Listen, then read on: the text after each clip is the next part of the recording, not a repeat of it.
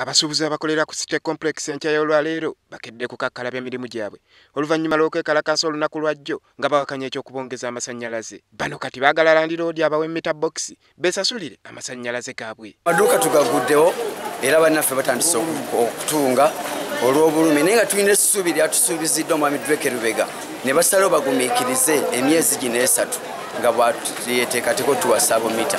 Abasuubuzi kati baagala Nankulu w'ekibuga Kampala Jennifer Ssemakula Musisi ayingire mu nsonga zino. Tusaba mukyala Musisi atuyambe atusize obubaka wa Drake.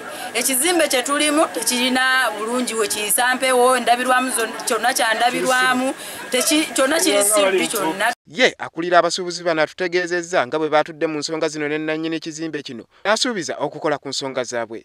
Tukkiriziganyizza ne mukulu Drake nga agenda tuteeramu mita sabumitas omwezi ogw'ekkumi.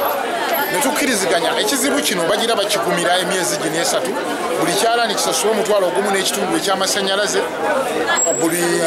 buli mwezi ate basasule emitwalo 8 egya balubuzi ze bateekamu olw'ekitangaala. Abasuubuzi abakolera ku bizimbe by'omugagga Drake Lubega bazze beekalakaasa olw'okwongezebwa ensimbi nga ne sabbiiti ewedde bali ba Majestic Plaza.